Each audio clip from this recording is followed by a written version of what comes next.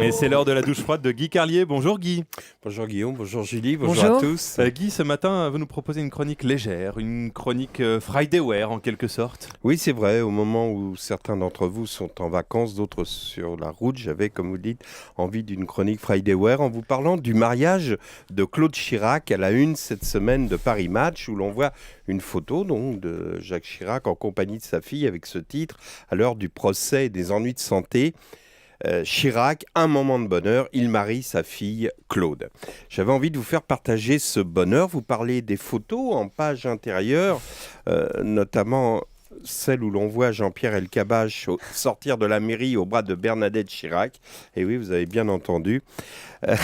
Ils sont là, bras dessus, bras dessous. Sur cette photo, Madame Chirac tient un bouquet et on dirait que ce sont eux, les mariés. On devine entre ces deux-là une connivence déjà ancienne, datant sans doute de l'un des voyages officiels de l'ancien président. Oh, il ne s'est probablement rien passé, mais Bernadette et Jean-Pierre ont sûrement échangé des regards. Peut-être même leurs mains se sont-elles frôlées lors d'un dîner protocolaire. Peut-être même Bernadette a-t-elle rejoint Jean-Pierre au petit matin sur une plage lointaine pour partager son jogging, un lévrier afghan courant à leur côté. Tout ça pour vous dire à quel point cette chronique partait bien.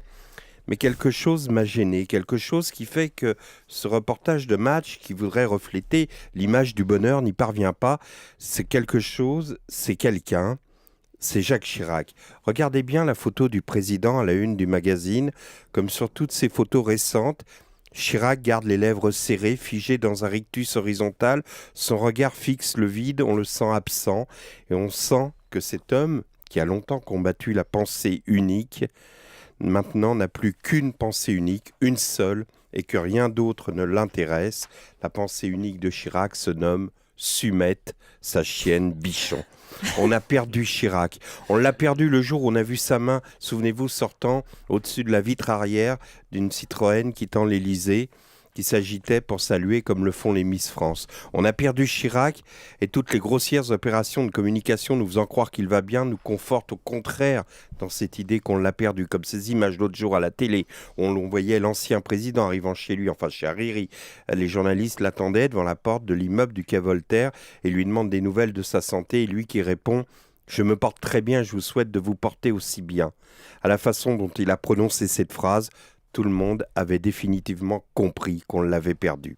Dans l'Express de cette semaine, un excellent article explique sa solitude et la désinhibition que provoque la dégradation de son état de santé. « Tu bandes encore ?» demande-t-il à l'un de ses anciens ministres. « Ou bien toujours pédé ?» s'enquiert-il auprès d'un autre.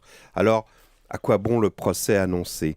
On devine qu'il regardera les juges d'un air hébété, que son esprit vagabondera, qu'il sera préoccupé par d'autres problèmes, comme par exemple la disparition du kiki à Sumette, que pendant qu'on parlera d'emploi fictif qui de toute façon était la loi du genre, tout parti confondu dans les années 70-80, lui se demandera si le kiki à Sumette n'est pas tombé par hasard derrière le canapé. Alors, il montrera des signes d'impatience car il aura hâte de rentrer chez lui pour retrouver Sumette, qui est désormais la seule à parler le même langage que lui. Merci Guy. Guy qu'on va retrouver sur scène pour son premier one-man show demain soir au Palais des Congrès et de la Culture de Loudéac, c'est dans les Côtes d'Armor. Merci Guy, bon week-end et bon spectacle. À lundi.